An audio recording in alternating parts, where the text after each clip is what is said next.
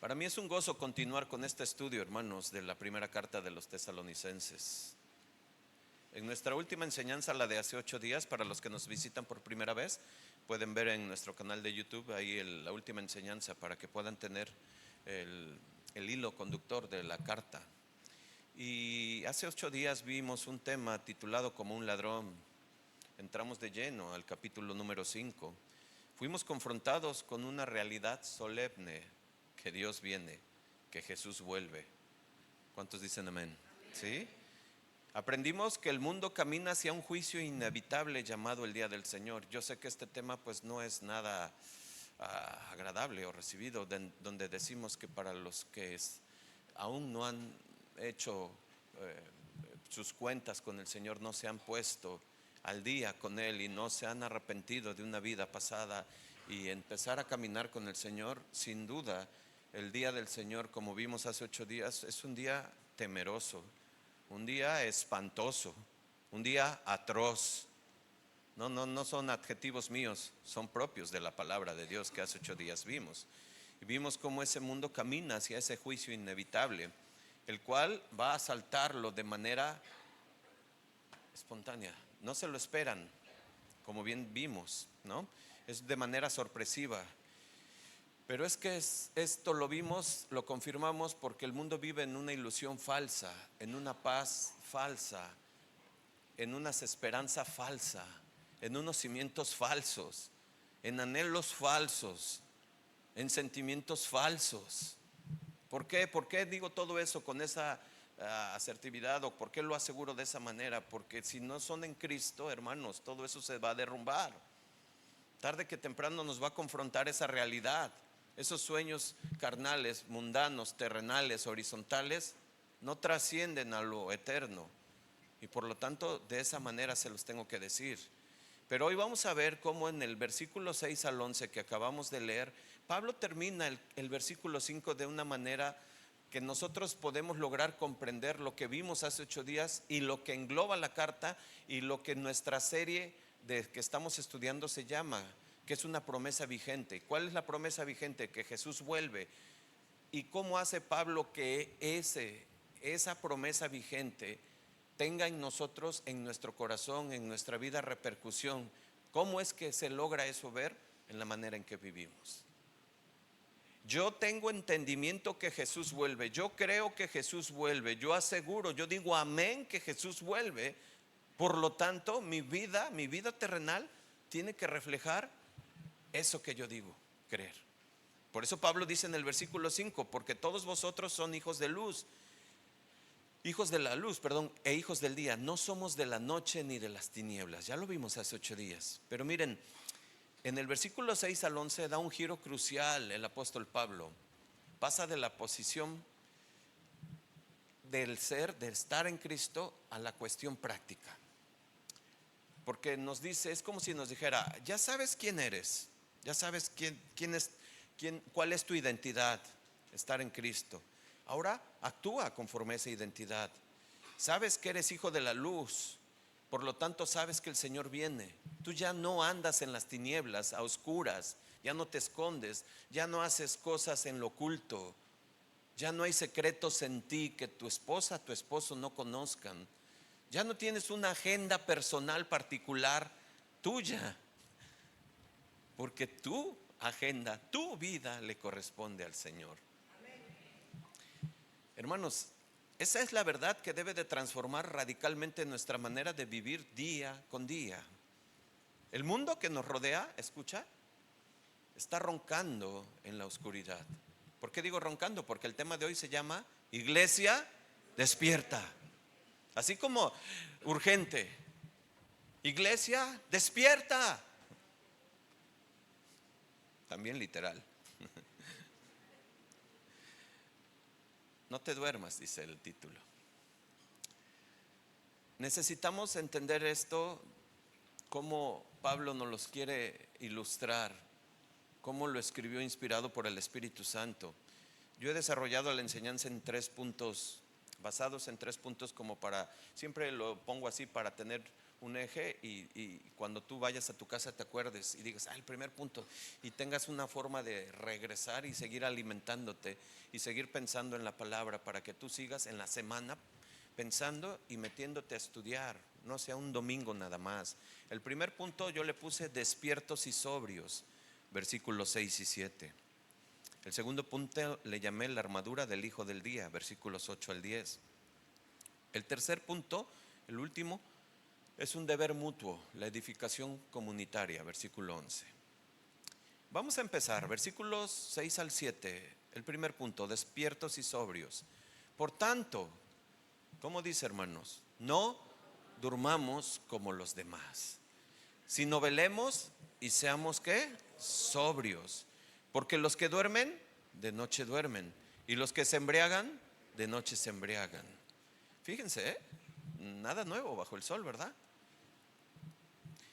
La expresión que abre el versículo 6 es muy importante ver todo. Ayer veíamos en la enseñanza de la inspiración de las Escrituras y decíamos que ni una jota ni una tilde está de más en la palabra de Dios. Y cuando meditamos en lo que el Espíritu Santo ha inspirado y vemos esa conexión del por tanto, nos está mandando directamente al contexto anterior. Y sabemos que el contexto anterior hablaba del día del Señor, hablaba de cómo nuestra vida tenía que reflejar ese entendimiento, esa verdad que yo sé que Él viene. Pablo está diciendo, por tanto, por eso que tú conoces, ese conector lógico le da un peso tremendo a lo que tú y yo sabemos que el Señor viene. Eso es un peso muy fuerte, muy tremendo, porque a la luz de esa verdad, mi conducta tiene que reflejar eso. Parece que estoy repitiendo y repitiendo y repitiendo, pero ¿qué crees? Así es. Dice Pablo en Filipenses, no me canso de repetir las mismas cosas, por el contrario, para ustedes es seguro. Amén. Así es que en vista de esto, hermanos, hay una urgencia de nosotros. Porque hoy platicaba en la mañana con unos hermanos después de la reunión de oración, que por cierto los que se la perdieron. Pues sí, ¿verdad? Se la perdieron. Una reunión muy hermosa. A veces, qué fuerte. Pues sí, me decía un hermano, yo pedía por la presencia de Dios, pero la presencia de Dios estuvo bien fuerte, sí.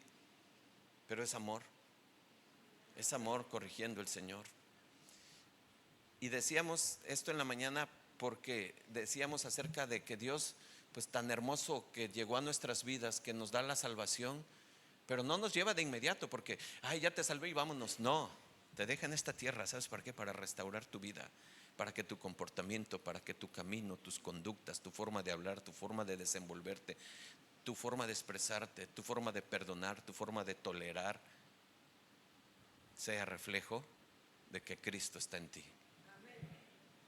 Entonces, cuando vemos y entendemos eso, pues nuestra vida tiene que hacer un cambio radical en un entendimiento y convicción del corazón, no nada más como para reflejar o tratar de aparentar. No, Dios conoce los corazones. Dios tiene otros lentes, no tiene los de nosotros. Nosotros alcanzamos a ver hasta donde podemos, pero Dios tiene unos lentes que ven, atraviesan todas las coyunturas, todos los pensamientos, discierne los pensamientos. Él sabe la intención. Él sabe la intención del por qué estás aquí. Él sabe la intención, Él sabe tu pensamiento. Él sabe cuántos cabellos tienes, ¿verdad? Es Dios, hermanos, ese es nuestro Dios. Y por eso, al dimensionar esto, nos debemos de entender, hermanos, que este peso tan grande de ese entendimiento de que el Señor viene, debo de manifestarlo en todas partes. Quiero que leamos Apocalipsis 16:15, porque esto va a ser un match, hace un clic muy grande, porque con lo que Pablo está hablando en Tesalonicenses, con lo que estamos viendo en la carta y con lo que dice nuestro Señor Jesucristo en una inspiración hacia el apóstol Juan, en una revelación de Apocalipsis 16:15, vean lo que dice el Señor. He aquí, ¿qué dice, hermanos? Yo vengo, ¿qué? A ver, iglesia, ¿estamos aquí? He aquí, yo vengo como ladrón. Bienaventurado el que vela y guarda sus ropas, para que no ande, ¿qué? Desnudo y vean su vergüenza. Todo lo que he dicho está concentrado, comprimido ahí. No sé si, permítanme esa expresión. ¿Sí me entienden? ¿Sí? ¿Sí se logra ver? He aquí yo vengo como ladrón. ¿Cómo se llamó la enseñanza de hace 8 días? Vendrá como ladrón. ¿Se dan cuenta? Vengo como ladrón. Pero el Señor Jesús nos está dando a entender mi manera de vivir con una representación, una ilustración de que mis ropas estén puestas donde deben de estar para que no ande desnudo. Qué paralelo tan impresionante, porque hermanos, toda la carta de Tesalonicenses gira en este entorno, gira en esto, en el regreso del Señor Jesús. Y es ahí donde nosotros tenemos que enfocarnos para que nos mantengamos firmes, nos mantengamos velando, que es lo que vamos a ver. Y vean cómo introduce Pablo esto de una manera radical. Y empecé de esta manera porque así el Señor me lo inspiró para dar esta enseñanza. Empiezo porque si tú lees detenidamente del versículo 6 al 11, te vas a dar cuenta, particularmente en el versículo 6 al 8, que habla de una situación que tú y yo conocemos muy bien, acerca de la ebriedad. Él dice que andemos sobrios. Y tú y yo conocemos esa palabra de ebriedad. Él dice que andemos sobrios, pero la ebriedad que Pablo está anunciando y el Señor nos está dando aquí a entender es una ebriedad del mundo. Y quiero que entendamos esto, porque la urgencia de ser sobrios es que necesitamos estar atentos a lo que el mundo nos está dando a consumir, ¿entienda? Consumir para embriagarnos de él. La palabra sobrio viene de una palabra griega, pues, que significa literalmente abstenerse del vino, estar libre de intoxicación. Nefo es la palabra. En el sentido espiritual habla de la claridad mental, dominio propio y cordura moral. Un espíritu sobrio tiene la mente despejada para evaluar las cosas según el criterio de Dios. ¿Cuánta necesidad tenemos de esa sobriedad todos los cristianos? Para no actuar, para no responder, para no ser impulsivos, para ser prudentes, para entender, para ser calmados. Pablo nos hace este contraste directo en el versículo 7. Los que se embriagan, de noche se embriagan. Y yo quiero que cuando yo escribía esto y meditaba sobre esto, hermanos, de inmediato, lo dije hace 8 días, porque Dios me lo ponía, pero de inmediato viene en el contraste bíblico acerca de lo que Pablo también anunció en la iglesia de los Efesios, diciéndoles que no se embriagaran con el alcohol. Efesios 5:18. Fíjate cómo lo dice: no se embriaguen con vino en el cual hay disolución, antes bien, sed llenos del Espíritu. Tú y yo hemos visto los efectos de una persona ebria, ¿sí o no? ¿No los has visto? ¿Sí? ¿Están aquí, iglesia? Iglesia, ¿están aquí? Bueno, porque hermanos, hemos visto cómo pierden el control, pierden el dominio, pierden la manera de hablar, su comportamiento, se desinhiben, ¿sí? Eso es lo que hace el alcohol físico: nubla el juicio, altera la percepción de la realidad, quita los frenos inhibitorios morales y hace que la persona pierda el control de todos sus pasos. El peligro de lo que está Pablo tratando de ilustrar, haciendo el contraste entre el alcohol del mundo y la llenura del Espíritu, el peligro no es el alcohol solamente de una botella, no solamente es eso. El peligro es la ebriedad del mundo, que es lo que vengo diciendo. En el sistema satánico funciona como una cantina espiritual que ofrece constante el vino de sus, escucha, conductas, modas, sensualidades, y la gente se emborracha de eso. Lo compran, son presas fáciles. Hoy por hoy este aparato es el de los mayores vinos que el mundo consume. Entonces, ¿qué es lo que tenemos que hacer, hermanos? Pues empezar a ver este contraste y cómo se refleja esta embriaguez. Por favor, es una expresión espiritual en mi vida diaria. ¿Cómo se puede reflejar? Porque yo escribía esto y pensaba y reflexionaba. ¿Cómo puedo ver esta embriaguez en mi matrimonio? ¿Sabes cómo? Un esposo, una esposa ebrios del mundo reaccionan bajo los efectos del egoísmo secular, y el mundo les vende o les llena la copa de la idea de que si ya no sientes nada, búscate otro, búscate otro, búscate a alguien más. Tú mereces ser feliz, tú mereces ser feliz. Se embriagan del orgullo, de la soberbia, de vanidad, de pornografía, de adulterio y de muchísimas cosas más que ustedes saben y están diciendo. De todo eso que se consume. ¿Y qué pasa, hermanos? ¿Qué sucede? Terminan disolviendo sus hogares porque perdieron la sobriedad del pacto divino. ¿Sí se entiende? Otra escena, otro aspecto de donde nos podemos embriagar: en el trabajo. El empleado o el empresario ebrio del mundo se deja arrastrar por la codicia, el materialismo salvaje, y piensa que para avanzar hay que pisotear. Y como dice el mundo, el que no tranza, y el soborno, es lo mío, dicen. Hermanos, esto es tremendo. Esto es una copa llena de lo que el mundo consume. Sí se está entendiendo la analogía y la ilustración, ¿verdad, hermanos? Sí. Pero ¿qué creen? También hay otro escenario: la universidad. Jóvenes, pongan atención. Aquí es donde la copa de la sensualidad del mundo se ofrece con más fuerza hoy en día. El joven cristiano ebrio del mundo adopta la mentalidad de que hay que experimentar de todo. Pues, yo quiero saber, quiero conocer, quiero vivir, quiero experimentar. Adopta la mentalidad de que, pues digo, ya, o sea, quiero pasar por un tiempo ahí. Ceden a la presión social. Su lenguaje cambia, su postura cambia, su comportamiento cambia, su carácter cambia. Se vuelve de un pensamiento donde es aceptado y no es diferenciado entre lo que es ser un cristiano y no un cristiano.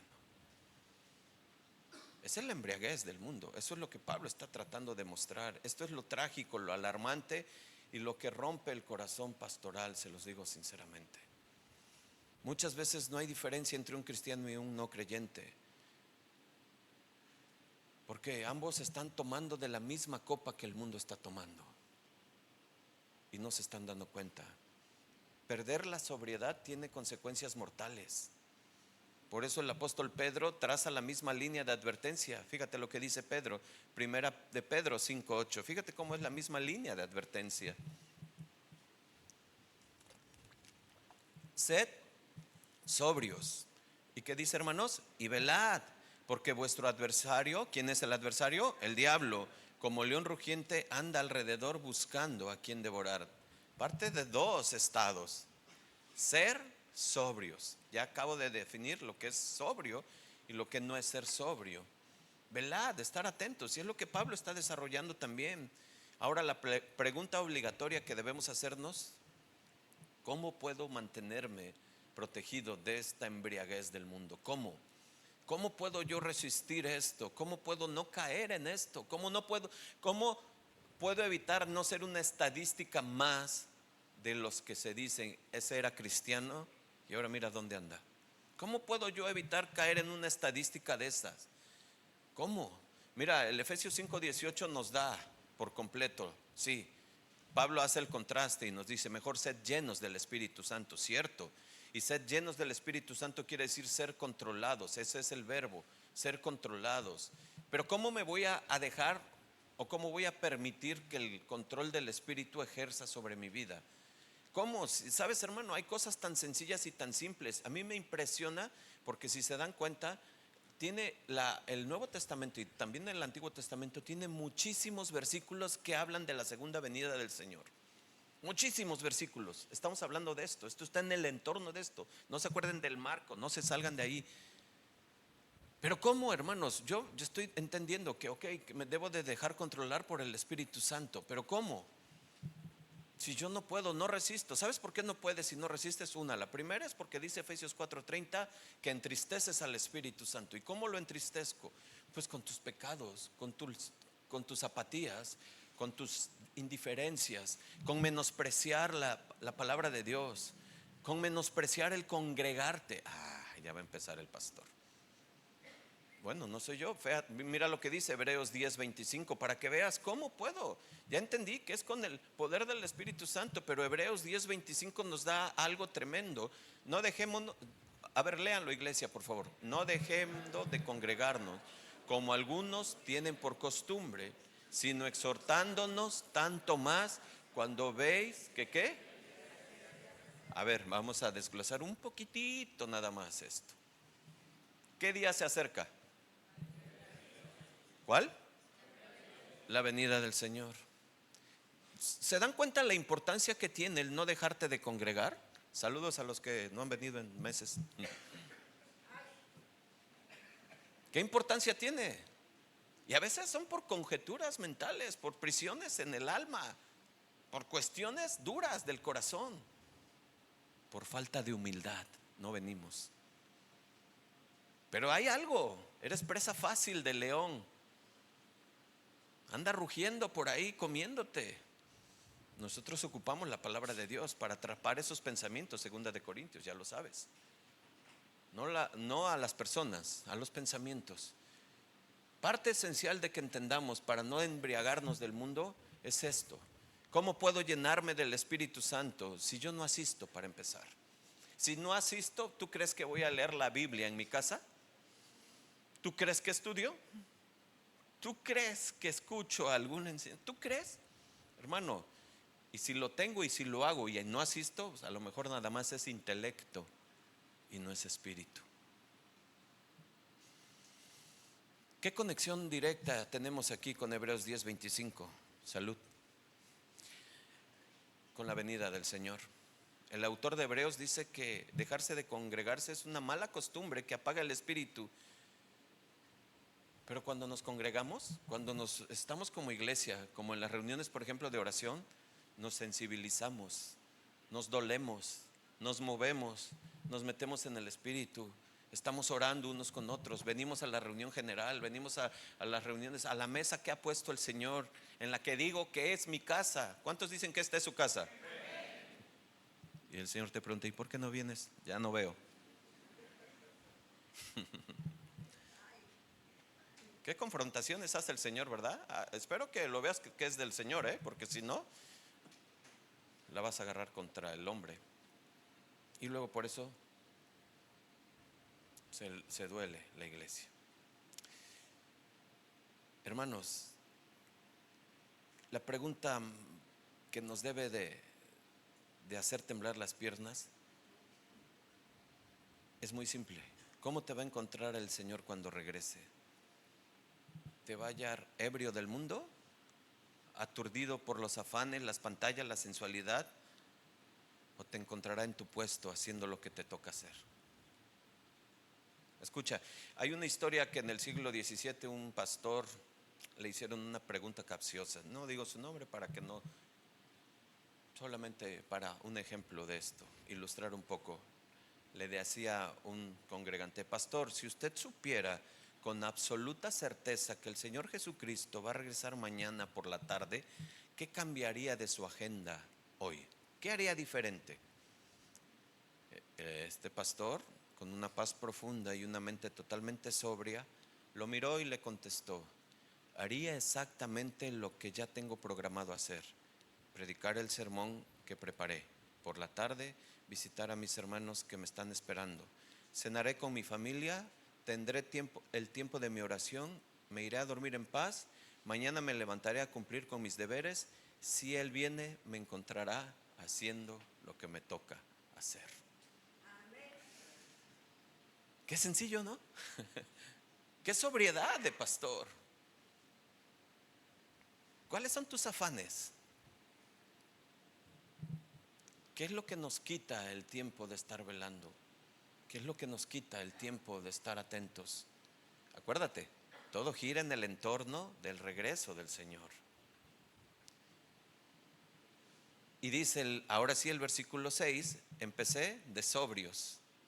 Y ahora dice, velemos dice el versículo 6, por tanto no durmamos como los demás, sino velemos y seamos sobrios. Ya vimos sobrios, ¿se dan cuenta cómo empecé? Ahora dice velemos. Mira, la palabra velar en griego, en su original es Gregorio, de ahí viene el nombre de Gregorio, y significa mantenerse despierto. Pero una vez que tú y yo entendemos que debemos mantenernos sobrios a través de lo que Dios ha dispuesto para nuestra relación con Él, como son las disciplinas espirituales, la oración, la meditación, el ayuno, la lectura, la reunión, venir a congregarte. Bueno, una vez que yo he entendido eso, hermanos, yo necesito entender que necesito mantenerme en estado velando, en estado despierto, estar en guardia, vigilar con atención continua. ¿Por qué, hermanos? Porque yo sé que el enemigo no descansa. ¿Cuántos saben que Satanás sabe que hay un Dios? ¿Cuántos saben que Satanás conoce la Biblia? Mejor que tú y que yo. Él no descansa, él sabe, él sí sabe. Y ese peligro de quedarnos no velando, hermanos, pues es una actitud que no es de centinela, de estar ahí atento, alerta. Necesito estar sobrio ante lo que el enemigo acecha en la oscuridad. Y la oscuridad son esos pensamientos que no son parte de la luz, que ya vimos hace 8 días. Así es que yo necesito entender esto para vivir esta vida que Dios quiere que viva a la luz de esa gran verdad. Pero luego hay otra palabra que dice el versículo 6, dice dormir, dice el versículo 6, por tanto, no durmamos, ya vimos velemos, ahora vamos a ver dormir. Y de ahí viene el título de la enseñanza, iglesia, no te duermas. ¿Se está entendiendo, hermano? Sí, ¿verdad? Fíjense, el peligro de dormir, la palabra en griego pues es un poco difícil de pronunciar, katadeo, con K. Y yo necesito, una vez que entendí que debo de estar sobrio, debo de estar velando, Pablo lanza la orden, por tanto no durmamos como los demás. No se refiere al descanso físico, sino a un estado de letargo, de apatía, de insensibilidad y descuido espiritual. Yo sé que Dios, yo espero y he estado orando que Dios te hable y que te confronte, porque hay esto en la iglesia, hay esto. Y el Señor quiere que la iglesia despierte, ¿se dan cuenta? El Señor quiere que la iglesia despierte, que esté atenta, alerta, que no se duerma, que no caiga en esta apatía, que no caiga en ese letargo, que no caiga en esa insensibilidad. El dormido espiritual es la consecuencia directa del que se embriagó del mundo. Pero ay, pastor, yo no voy ni siquiera a lugares, yo ni siquiera me junto con eso. Pero ¿y tu orgullo? ¿Y tu soberbia? ¿Ah, verdad? El Señor sabe y conoce cómo estamos. Por eso el Señor está con esta urgencia. Despierta, iglesia, despierta. Ya no es tiempo de andar con niñerías espirituales. Ay, no me habló, ay, no me saludó, ay, no, ya no voy, ay, esto, ay, me lastimó, ay, me ofendió. No. Eres soldado de Jesucristo. ¿Entiendes? ¿O no lo eres? Entonces, despierta, iglesia, despierta. El tiempo se acaba. Necesitas ponerte firme. El mundo tiene excusa para dormir porque está en tinieblas. La iglesia no. La iglesia debe de reaccionar. Iglesia, sacúdete el sueño espiritual. Algo muy parecido Pablo dijo en Romanos 13, versículos 11 al 13. Y se ve un paralelo donde usa el mismo lenguaje. Dice, y esto, conociendo el tiempo, que ya es hora de levantarnos. ¿De qué, hermanos? Porque ahora, ¿qué? Está más cerca de nosotros, ¿qué, hermanos? Nuestra salvación que cuando creíamos. Wow. Ya la noche está avanzada, dice Pablo. Ya está avanzada. Dice el versículo 12. Ya está avanzada y se acerca el día Desechemos pues las obras de las tinieblas y vistámonos con las armas de... Es lo mismo, ¿sí se dan cuenta que es lo mismo? Sí, sí, hermanos, ¿sí se dan cuenta? Es lo mismo, ya la noche está avanzada, ya está por llegar la luz. La luz. Qué tristeza me da ver el sueño en la iglesia.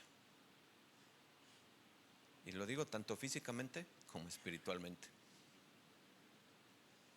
Platicaba con un pastor y como que el pastor me decía como que tenemos el don de hacer dormir a la gente.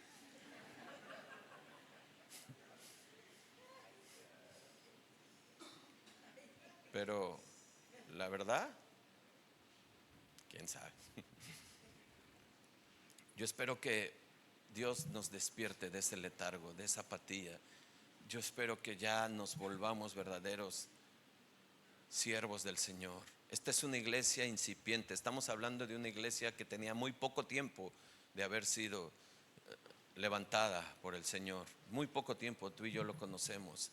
Y era una iglesia madura a la que se le podía decir esto, a la que se le podía decir, ¿sabes qué? Necesitas despertar, necesitas estar alerta, no te dejes confundir, necesitas mostrar tu carácter, necesitas dar evidencia, credenciales de que Cristo está en ti.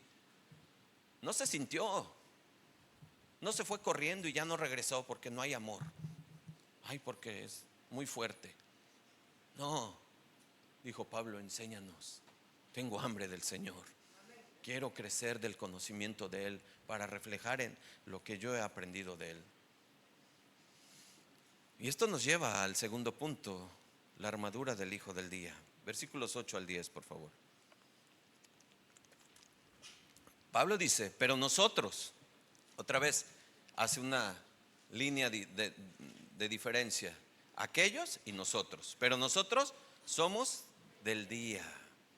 ¿Cuántos son del día? A ver, iglesia, ¿cuántos son del día? Ah, bueno. Ay, hermanos. Dice Pablo, seamos sobrios. Otra vez, ¿se dan cuenta?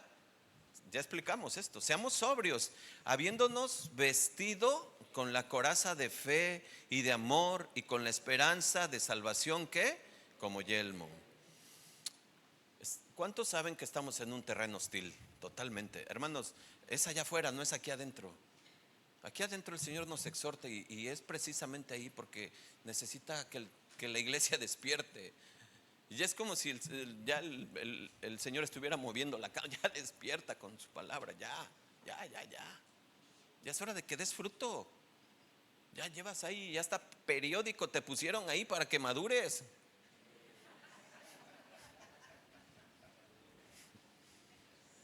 Y todavía no. Así está el Señor. Estamos en un terreno hostil y el terreno es allá afuera. Pero la guerra parece interna. Ay, no, yo no le hablo, a mí me cae gordo. El de alabanza me cae gordo. ¿Y el pastor? Uf. Ahora van a ver. No, hermanos, esto es verdad. Esta es la triste realidad. Que tenemos que hacer cambios urgentes en nuestro corazón, en nuestra conducta, en nuestra vida. Lo espiritual se refleja en lo externo. Todo lo que tú tienes en lo interno se refleja en tu conducta. Se refleja, hermanos. Y se necesita un poco de discernimiento para ver qué hay. Pablo introduce aquí una metáfora militar que después, unos años después, desarrollaría con lo que tú y yo conocemos en la armadura de Dios en Efesios 6. Pero Pablo ilustra de esta manera, nos presenta una armadura compacta pero letal, compuesta por tres grandes virtudes que debería de tener la iglesia y que esta iglesia la tuvo desde el inicio y que lo estudiamos cuando estudiamos Primera de Tesalonicenses capítulo 1 versículo 7 y versículo 1 cómo los menciona Pablo y les dice que es una iglesia que está sostenida en fe, en amor y en esperanza. Y estas piezas vitales que Pablo habla, que después tú y yo conocemos y que puedes profundizar muchísimo que por obviedad de tiempo no me meto hacia ellas, pero tú puedes verlos en los de Efesios 6, 13 al 17. Quiero que veas nada más la coraza de fe y de amor. Y es ahí donde el equipo, esto representa, fíjate, en un soldado romano la coraza, tórax, cubría el torso, protegiendo los órganos vitales, el corazón y los pulmones. Si una flecha penetraba el pecho, el soldado moría instantáneamente. Y Pablo le llama a esto, en Efesios 6:14 le llama la coraza de la justicia. Y aquí en Tesalonicenses nos dice que está hecha prácticamente esa justicia en día a día con fe y amor. Día a día con fe y amor. ¿Sabes una cosa, hermanos? La fe protege tu corazón de los dardos inflamados de la duda. ¿Cuántas veces no dudas? Ay, es que ahora sí no tengo trabajo, ¿qué va a pasar? Y ahí estás bien afanado con el trabajo. Estás bien afanado con el trabajo. ¿Y tu fe? ¿Dónde está? ¿Dónde está? ¿O no has leído Mateo cuando dice, no te preocupes? ¿Por qué? Por el que comerás, ¿qué vestirás?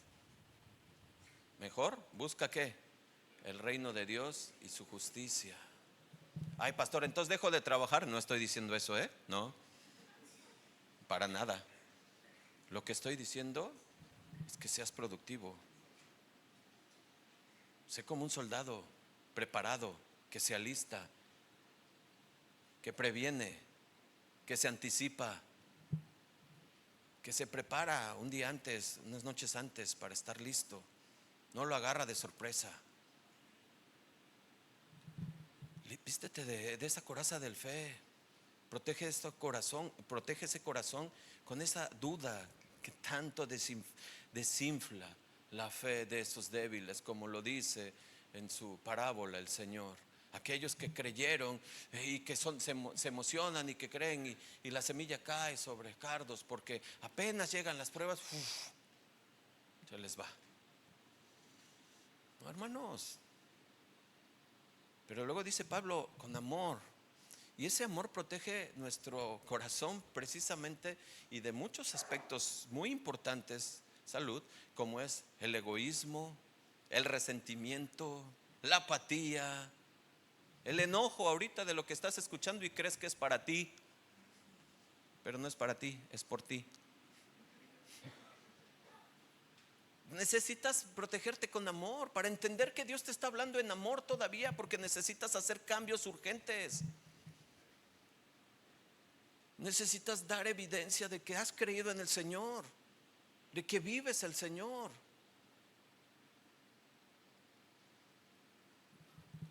Justo cuando Jesús contesta la pregunta de los discípulos de cuándo sucederían esas cosas del fin del mundo y de todo en Mateo 24, él habla algo de algo específico que sucederá en los finales de los tiempos. Pero no me queda duda que esto ha ido avanzando y se está reflejando cada día un poco más, y va avanzando vorágizmente. ¿Cuál es? Mateo 24:12 dice que el amor de muchos se enfriará.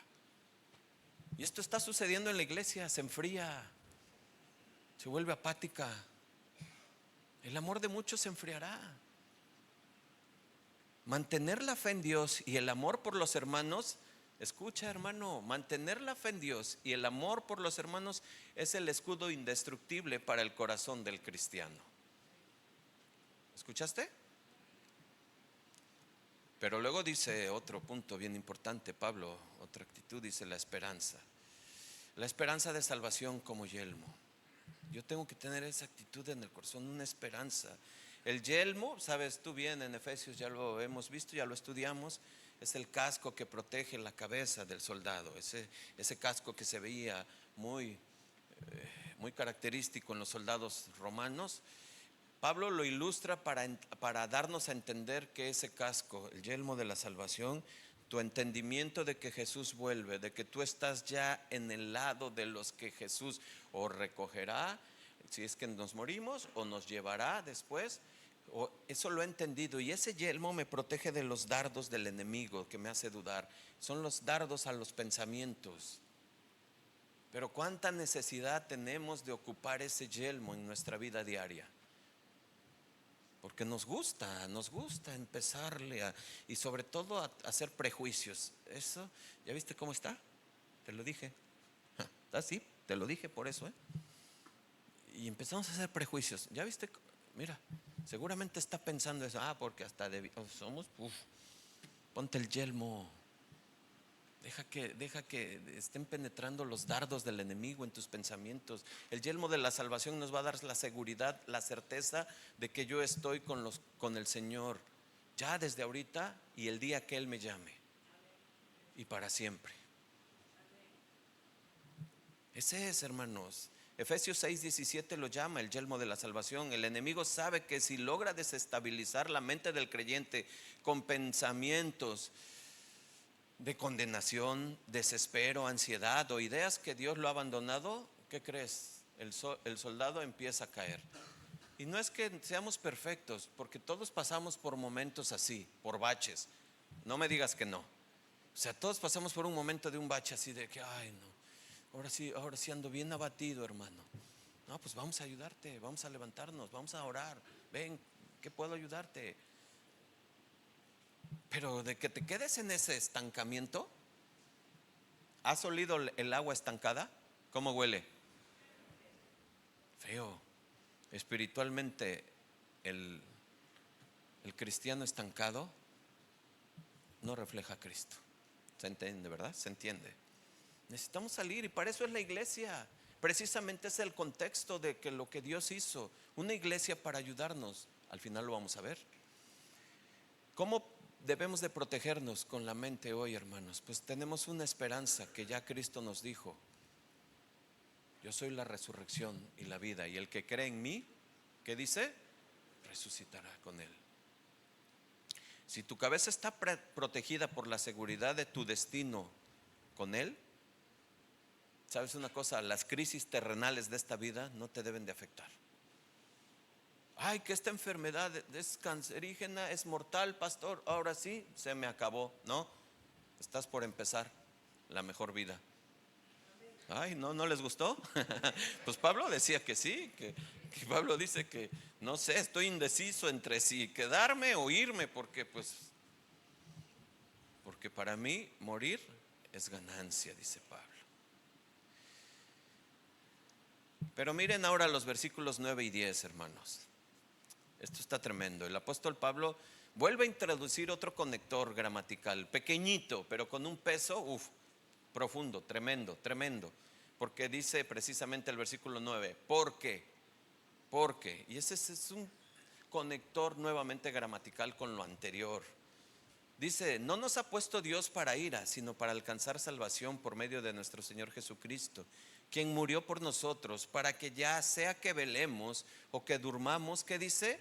Vivamos juntamente con Él. Fíjense cómo todo tiene un hilo conductor. Qué hermoso es esto del Señor. Ese conector, porque la palabra en griego es gar, y hace la conexión perfecta y absoluta con toda nuestra manera de vivir anteriormente descrita, entre las tinieblas y la luz. Quiero que te ilustres en tu mente dos círculos, y que pongas en un círculo todo oscuro, tinieblas, todo oscuro, y otro círculo donde pura luz radiante. Entonces, antes estábamos aquí, dice Efesios 2, muertos en nuestros delitos y pecados, en la oscuridad, en las tinieblas. Pero Jesús nos salvó, nos rescató. ¿Por qué? Por fe, por creer en Él. Y ahora estamos posicionados, ¿dónde? En la luz. Pablo nos está diciendo en pocas palabras: ustedes tienen la obligación de vivir de una manera radicalmente diferente a los de la noche, oscuridad. ¿Sabes por qué? Porque tu estatus, escucha, y esto es legal, jurídico, lo que Pablo está diciendo ahí, es de una manera así. Ante el tribunal de Dios cambió para siempre. Su ira ya no está sobre nosotros. Ponme mucha atención, por favor, en esta parte. Porque la ira de Dios de la que habla la Biblia ya no está con nosotros, ya no está sobre nosotros, ya no te ve a ti como el hombre pecador. Ahora ve a la sangre de su Hijo, nos ve a través del Cordero, nos ve a través de su Hijo. La palabra en el griego original utilizada para ira es orge. Y escucha, porque no describe un ataque de rabia descontrolada, un berrinche divino o una pérdida de estribos como nos pasa a ti y a mí, ¿o no? Ah, no, nada más a mí. Ah, bueno, a mí, perdón. A todos, a todos. Jorge, es la indignación santa, justa, controlada y permanente de un Dios absolutamente puro contra el pecado. O sea, es una ira santa, controlada. Es la reacción natural de la santidad de Dios que rechaza y juzga el mal de forma legal y judicial. ¿Por qué, hermanos? Porque antes no éramos vistos como justificados, sino por el contrario, éramos culpables y merecíamos, ¿qué? La muerte.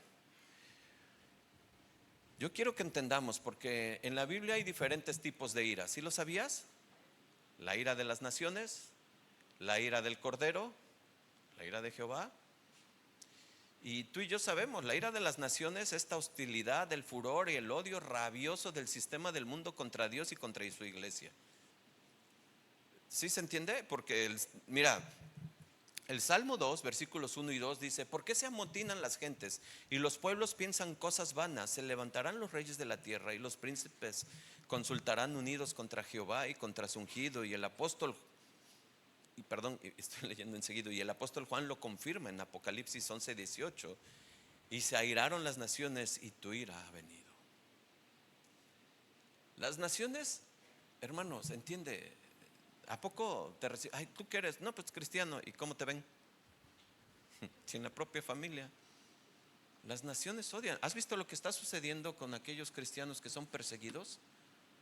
Que son asesinados por declarar su fe en Jesucristo. Sí lo sabes y conoces. Esa ira, ¿tú crees que estamos exentos de esa ira? No, no, no, no. Estamos expuestos a esa ira. Por eso hay que identificar de qué ira habla Pablo. Pero tú y yo sabemos las reglas de la lectura de la Biblia. La ciencia de la hermenéutica nos dice que no podemos sacar un texto para hacer un pretexto y de ahí hacer todo nuestro discurso. No, tenemos que saber que el contexto de lo que está hablando Pablo es acerca del día del Señor. ¿Estamos de acuerdo? Sí. Y ahora ve cómo dice Apocalipsis 6, 17. Porque el gran día, ¿de qué, hermanos? Ha llegado. ¿Y quién podrá sostenerse en pie? 18, por favor. No, Apocalipsis 6, 16 y 17, perdón. Sí, estábamos ahí, ¿no? El gran día ha llegado. ¿Y quién podrá sostenerse en pie? Perdón, hasta ahí nada más. ¿Qué sucede aquí, hermanos? Que esto va a ocurrir en su segunda venida, cuando se ejecute el juicio sobre la humanidad, quien pisoteó su gracia, quien escuchó el mensaje y decidió pues seguir continuando con su vida como la lleva. No le hace caso. Como que hay un pensamiento, pues ya después me arrepiento. Como han visto esa película de que ya al último se arrepiente y dice: no, pues yo ya cuando me vaya a morir me arrepiento. Pero ¿qué crees? A Dios nadie lo engaña. Es hoy. La salvación es hoy. Entonces estamos viendo que la ira de Dios, hermanos, es eso. De lo que está hablando Pablo es precisamente de que Dios nos ha librado de esa ira venidera. Ya no estamos ahí. Sin embargo, en la ira de las naciones, pues seguramente, y si así el Señor lo permite, pues a lo mejor seremos perseguidos, no lo sé. A lo mejor nuestros hijos, nuestros nietos, sus hijos de nuestros nietos, no sé. Esos tiempos solo lo sabe el Señor, pero esa ira sí estamos expuestos totalmente. Antes de conocer a Cristo, todos, dice Efesios 2:3, velo, todos vivíamos en otro tiempo en los deseos de nuestra carne, haciendo la voluntad de la carne y de los pensamientos, y éramos por naturaleza hijos de ¿qué? De ira. Lo mismo que los demás. Éramos hijos de ira, hermanos, bajo la sentencia del juez divino. ¿Y qué hace el ser humano sin Cristo frente a esa realidad? En lugar de arrepentirse, ¿sabes qué hace? En lugar de arrepentirse, y si tú estás aquí escuchando el mensaje por primera vez y no quieres estar en ese momento de esa ira, en lugar de arrepentirte, no hagas lo que dice Pablo en Romanos, no acumules más juicio. Romanos 2, 5 y 6 dice: pero por tu dureza y por tu corazón no arrepentido, atesoras ¿qué? Para ti mismo, ¿qué, hermanos? ¿Qué atesora? Ira, para el día de la ira y de la revelación del justo juicio de Dios. Versículo 6: el cual pagará a cada uno conforme a sus obras. A cada uno conforme a sus obras. El hombre sin Cristo está atesorando ira. Entiéndelo de esta manera: hay una cuenta bancaria espiritual en el que se está acumulando. Prum, prum, prum, prum, se está acumulando. Ahí va la cuenta de la ira creciendo, creciendo, creciendo, creciendo, creciendo. Hermanos, esto es una realidad y esto confronta y esto no agrada. Es un mensaje que no agrada, pero es una realidad y es un mensaje que se tiene que decir, se tiene que hacer. Hermanos, tenemos que mostrar las credenciales de que, y la evidencia de que hay en nosotros una certeza de que sabemos que Jesús vuelve, sí, pero mi evidencia de vida se diferencia de los demás, de los que están atesorando ira. Nos las pasamos peleando en este mundo con todo, cuestiones políticas. Somos especialistas, señalar, decir y tas. Pero haz el cambio tú. Empieza con tu casa, empiezas tú. Empieza a mostrarte como cristiano. Si los que te dirigen no están haciendo lo correcto, ¿sabes qué están haciendo? Ahí lo dice la Biblia: están atesorando ira. Y lo que tú y yo tenemos que hacer es lo que dice la Biblia: orar por ellos, orar por ellos. ¿Para qué? Para que el día del Señor los alcance y que su gracia también los alcance. Así es que entendemos que Dios no nos ha puesto para ira, y se refiere precisamente a esa ira que Dios va a hacer un día, donde Dios sí va a juzgar al mundo que lo rechazó. Así es que, hermanos, tenemos mucho que agradecer a Dios. El versículo 10 nos da la respuesta de por qué no estamos en esa ira, por qué tú y yo nos libramos ya de esa ira. Ve lo que dice el versículo 10 de Primera de Tesalonicenses, capítulo 5, versículo 10: quien murió por nosotros para que ya sea que velemos o que durmamos, vivamos junto a Él. ¿Dicen amén? ¿No le dan gloria a Dios porque Dios nos ha librado de eso? Fíjate, es bien importante leer esto, la ilación bien de lo que Dios nos está hablando en esta mañana. Porque Dios dice: porque no nos ha puesto Dios, versículo 9, para ira, sino para alcanzar salvación. ¿Por medio de quién, hermanos? De nuestro Señor Jesucristo. Ahí es donde estamos. Por lo tanto, hermanos, tenemos que estar preparados para que cuando el juez del universo decida regresar y hacer juicio, tú y yo no estemos en ese círculo oscuro ya, estemos de este lado. Y esto no lo hacemos como para librarnos de esa ira, sino, ¿sabes qué? Lo hacemos por el amor al Señor, porque nos salvó, nos rescató. Entendemos esto, que su gran amor, su gran plan de salvación, de rescate, nos ha llevado con Él. Desde este momento, espiritualmente ya estamos allá con Él, pero físicamente lo haremos un día, tal como tal, con cuerpos nuevos. ¿Cuántos dicen amén?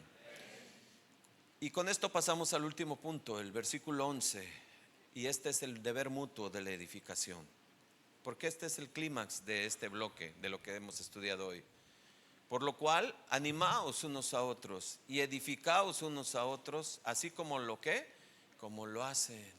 Fíjate cómo Pablo confirma algo que debemos entender. Los tesalonicenses estaban haciendo bien su tarea. Estaban haciendo bien lo que Pablo les había enseñado a través del Espíritu Santo: a que se animen unos a otros, a que se edifiquen unos a otros. Qué belleza de aplicación práctica. ¿Qué escena nos muestra Pablo para que nosotros podamos entender lo que Dios hace a través de la iglesia? Por eso cuando andas de llanero solitario y te aíslas y te apartas y nada más vienes los domingos y no te relacionas, no te integras, no eres parte de la comunidad, no eres tú el que toma la iniciativa para entablar una relación, una comunicación, una integración del parte del cuerpo, ¿sabes lo que estás haciendo? Te estás perdiendo de unas bendiciones tremendas, de que puedas ser edificado, de que puedas ser exhortado. Porque ese es el cuerpo del Señor, lo hacemos en el amor.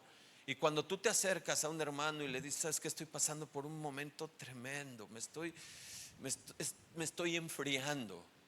¿No te ha pasado eso? Sí, hermanos, es una realidad. Me estoy enfriando. ¿Qué puedo hacer? Hermano, vamos a orar, vente, vamos a orar. No caigamos en eso, vente. Para eso estamos, vamos a orar y vamos a clamar y vente, vamos a cantar, vámonos a comer, vamos a edificarnos, vamos a compartir el tiempo juntos. ¿Por qué, hermanos? Porque ahí está, es bíblico esto. Nos animamos unos a otros. Significa llamar al lado para caleo. Eso es lo que significa animaos. ¿Y cuántos de nosotros hoy en la mañana no salimos animados? Traíamos las pilas bien bajas, traemos una necesidad, traemos una situación tremenda, pero llega el Señor y nos anima mediante los hermanos, mediante la oración, mediante las muestras de afecto, de cariño, de amor, de provisión, de decirte el Señor: no estás solo, no estás sola, ahí está, ten. ¿O no? Dicen amén, hermanos, ¿no? No te pierdas de esa bendición, no te aísles, no te apartes.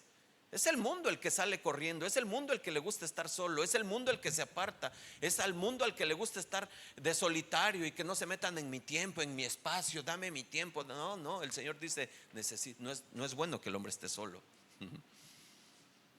Necesitas compañía congregacional, necesitas hermanos que te acompañen. Pablo dice: edifíquense unos a otros. Y esto es un término de construcción: edifíquense, construyanse.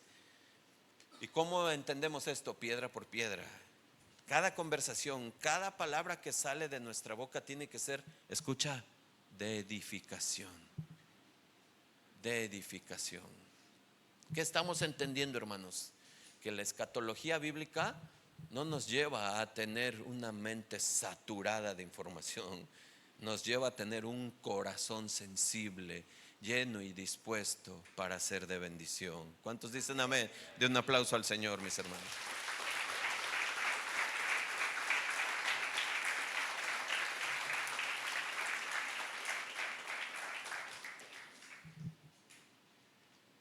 Quiero terminar.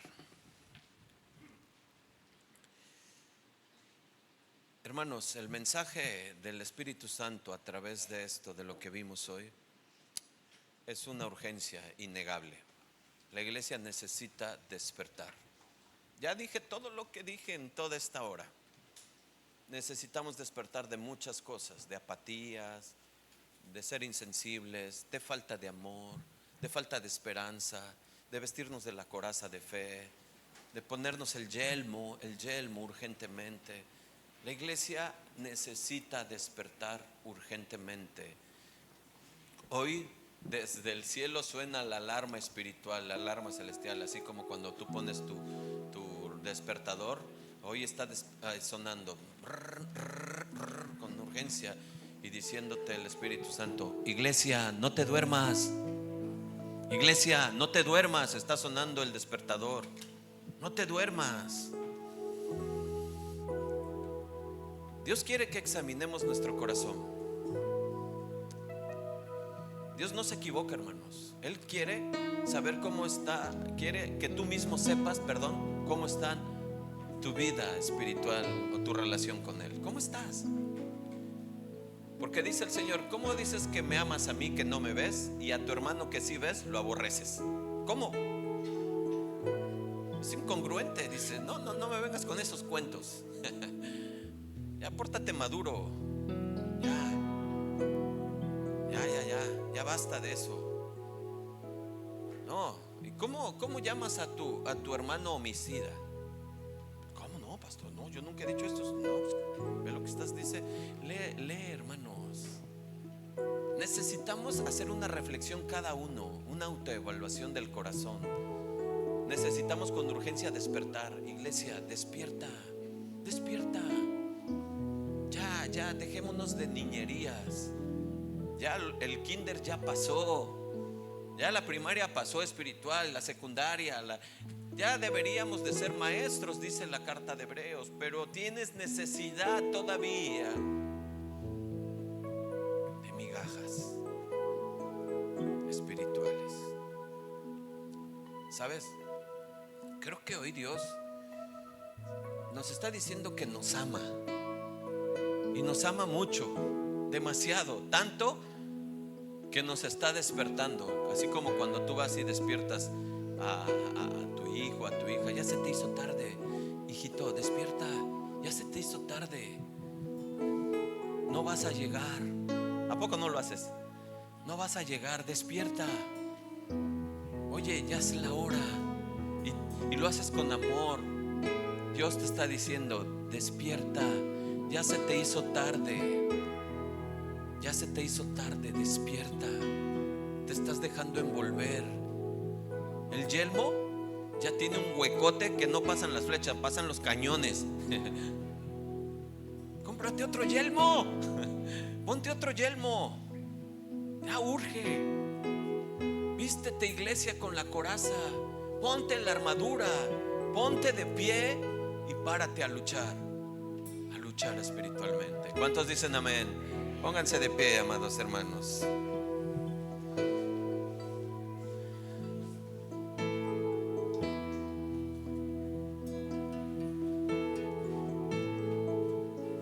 Señor, Padre, te damos gracias, Señor. Gracias por tu palabra. Gracias por tu verdad, Señor. Gracias por este mensaje, Señor. Yo sé que muchos se incomodan, muchos se lastiman, muchos se van, pero no va a haber excusa. No va a haber excusa ese día cuando ante ti tú les digas: el 7 de junio del 2026 escuchaste, despierta, y apagaste el despertador y seguiste dormido. Y sabes, no solo tuvo consecuencias en ti, tuviste consecuencias en los más cercanos a ti. Contigo se durmieron los tuyos. Por eso yo he hablado en esta mañana, dice el Señor: despierta, iglesia, despierta, despierta. El tiempo se acaba. Dile al Señor: quiero escucharte. Háblame, Señor. Háblame si estoy mal. Ayúdame y regrésame al camino, Padre. Te lo pedimos en Cristo Jesús. Todos decimos amén. Denle un aplauso al Señor.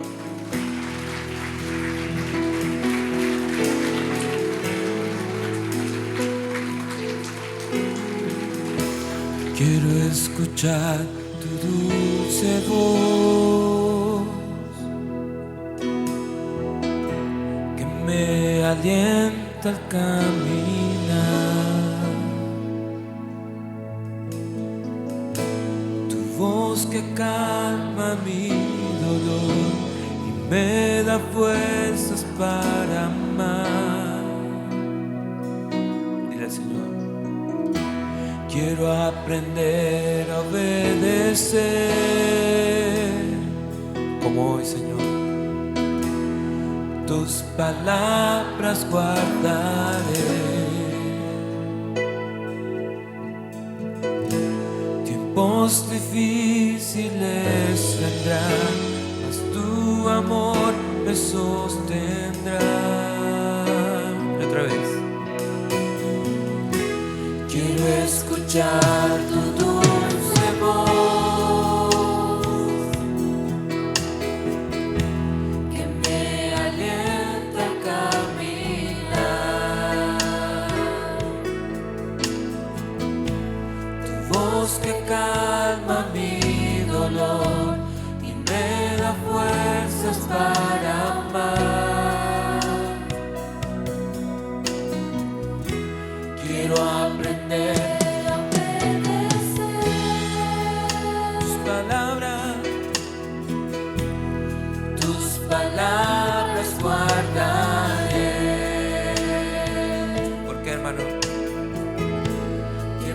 Tiempos difíciles vendrán, mas tu amor me sostendrá.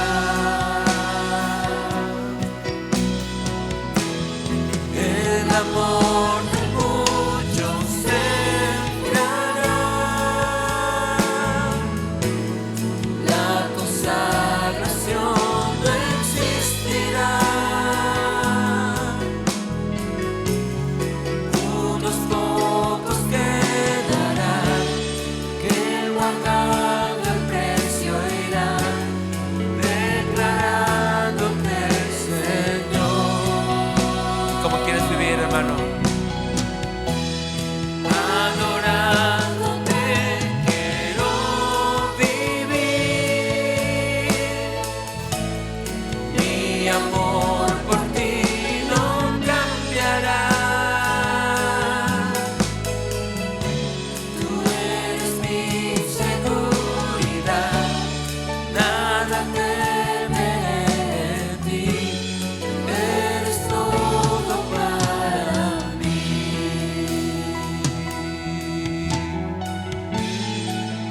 Esos tiempos difíciles, Señor, ya están, ya llegaron. Quiero cuidar a mi familia, mi vida, mi casa, contigo, poniendo un cerco que eres tú, Señor. Mi muralla, mi roca fuerte, Señor. Hoy quiero escuchar tu dulce voz. Levanta tus manos y dile, Señor, Quiero escuchar tu dulce voz, que me alienta al caminar. Tu voz que calma mi dolor y me da fuerzas para amar. dile, Señor, quiero aprender. Quiero aprender a obedecer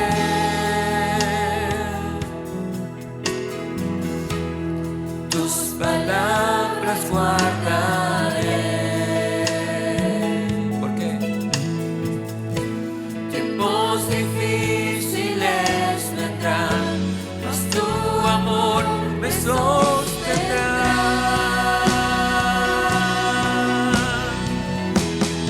El amor de muchos sembrará, la consagración no existirá. Unos pocos quedarán, que pagando el precio irán, declarándote Señor.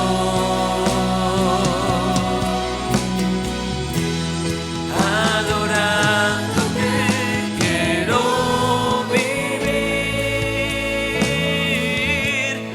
mi amor por ti no cambiará. No, tú eres mi seguridad, nada temeré en ti, tú eres todo para mí.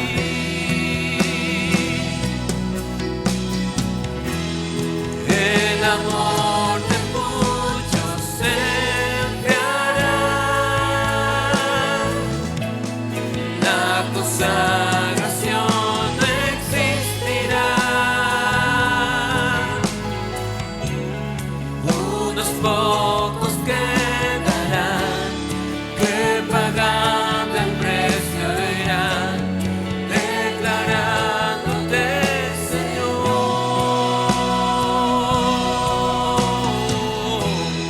Adorándote quiero vivir,